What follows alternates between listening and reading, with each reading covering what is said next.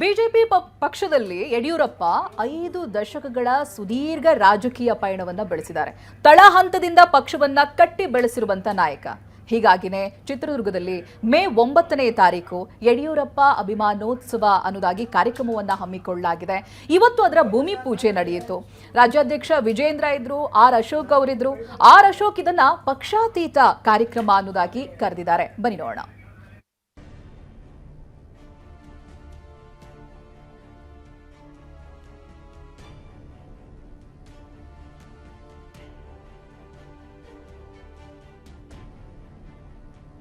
ಯಡಿಯೂರಪ್ಪ ಹುಟ್ಟು ಹೋರಾಟಗಾರ, ಲಿಂಗಾಯತ ಪ್ರಭಾವಿ ನಾಯಕ, ರೈತರ ಕಲ್ಯಾಣ, ಹಿಂದುಳಿದ ವರ್ಗಗಳ ಅಭಿವೃದ್ಧಿಗೆ ಶ್ರಮ, ಸಾಮಾಜಿಕ ನ್ಯಾಯಕ್ಕೆ ಹೋರಾಟ.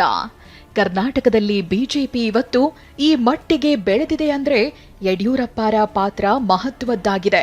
ಸೈಕಲ್ ತುಳಿದು ಹಳ್ಳಿ ಹಳ್ಳಿ ಸುತ್ತಿ ಪಕ್ಷವನ್ನ ಕಟ್ಟಿರೋ ಕ್ರೆಡಿಟ್ ಇವರಿಗಿದೆ. ಇವತ್ತಿಗೂ ಕೂಡ ರಾಜಕೀಯದಲ್ಲಿ ಸಕ್ರಿಯರಾಗಿದ್ದಾರೆ. 5 ದಶಕಗಳ ರಾಜಕೀಯ ಪ್ರಯಾಣ ಮಾಡಿದ್ದಾರೆ.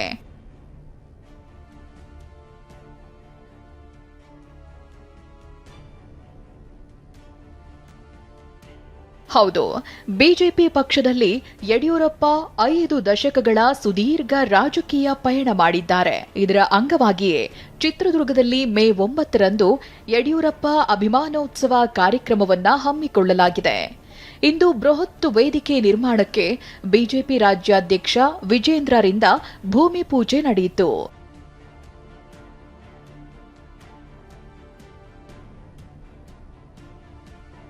ಚಿತ್ರದುರ್ಗದಲ್ಲಿ ನಡೆದ ಭೂಮಿ ಪೂಜೆಯಲ್ಲಿ ವಿಪಕ್ಷ ನಾಯಕ ಆರ್ ಅಶೋಕ್, ಛಲವಾದಿ ನಾರಾಯಣಸ್ವಾಮಿ, ಬಸವಮೂರ್ತಿ ಮಾದಾರ ಚೆನ್ನಯ್ಯ ಶ್ರೀ, ಸಂಸದ ಕಾರಜೋಳ, ಶಾಸಕರಾದ ಚಂದ್ರಪ್ಪ, ಮುನಿರತ್ನ, ಮಾಜಿ ಸಚಿವ ಬಿ ಶ್ರೀರಾಮುಲು ಸೇರಿದಂತೆ ಹಲವರು ಭಾಗಿಯಾದರು.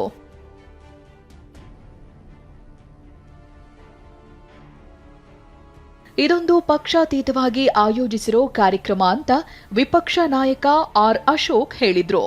ಅವರ 50 ವರ್ಷಗಳ ಒಂದು ರಾಜಕೀಯ ಪಯಣವನ್ನು ಪೂರೈಸಿರ್ತಕ್ಕಂಥ ಶುಭಗಳಿಗೆನಲ್ಲಿ ಮೇ 9ನೇ ತಾರೀಕು ಸಂಭ್ರಮೋತ್ಸವನ ಆಚರಣೆ ಮಾಡಬೇಕು ಅಂತೇಳಿ ಈ ನಾಡಿನ ಎಲ್ಲ ಗುರು ಹಿರಿಯರು ತೀರ್ಮಾನ ಮಾಡಿದಂತೆ ಇವತ್ತು ಶುಭ ಮುಹೂರ್ತದಲ್ಲಿ ಇವತ್ತು ಭೂಮಿ ಪೂಜೆಯನ್ನು ಕೂಡ ಪರಮ ಪೂಜ್ಯ ಸ್ವಾಮೀಜಿಗಳವರ ನೇತೃತ್ವದಲ್ಲಿ ನೆರವೇರಿಸಿದ್ದೇವೆ. ರಾಜಕೀಯ ಜೀವನದ ಬಗ್ಗೆ ಒಂದು ಅಭಿನಂದನಾ ಸಮಾರಂಭವನ್ನು ನಾವು ಚಿತ್ರದುರ್ಗದಲ್ಲಿ ಇವತ್ತು ಗುದ್ದಲಿ ಪೂಜೆ ಮಾಡಿದಿರಿ. ಈ ಕಾರ್ಯಕ್ರಮ ಯಶಸ್ವಿ ಆಗಬೇಕು. ರಾಜ್ಯದ ಜನತೆಗಳಿಗೆ ಯಡಿಯೂರಪ್ಪನವರು ಕೊಟ್ಟಿರ್ತಕ್ಕಂಥ ಕೊಡುಗೆಗಳು ಅದು ರಾಜ್ಯದ ಜನತೆಗೆ ತಿಳಿಬೇಕು. ಇದೊಂದು ಪಕ್ಷಾತೀತವಾದಂಥ ಕಾರ್ಯಕ್ರಮ ಮಾಡ್ತಾ ಇದ್ದಾರೆ. ನಾನು ಕೂಡ ಬಂದಿದ್ದೀನಿ, ನಾರಾಯಣ ಸ್ವಾಮಿಯವರು ನಾವೆಲ್ಲ ಕೂಡ ಇವತ್ತು ಬಂದು ಗುದ್ದಲಿ ಪೂಜೆ ಮಾಡಿದಿರಿ. ಯಶಸ್ವಿ ಆಗಲಿ ಈ ಕಾರ್ಯಕ್ರಮ ಅಂತೇಳಿ ಗುದ್ದಲಿ ಪೂಜೆಯನ್ನು ಮಾಡಿದ್ದಾರೆ. ಮೇ 9ರಂದು ಯಡಿಯೂರಪ್ಪ ಅಭಿಮಾನೋತ್ಸವ ಕಾರ್ಯಕ್ರಮಕ್ಕೆ ಭರ್ಜರಿ ಸಿದ್ಧತೆ ನಡೆಯುತ್ತಿದೆ. ರಾಜ್ಯದ ಮೂಲೆ ಮೂಲೆಗಳಿಂದ ಲಕ್ಷಾಂತರ ಜನ ಬರುವ ನಿರೀಕ್ಷೆ ಇದೆ.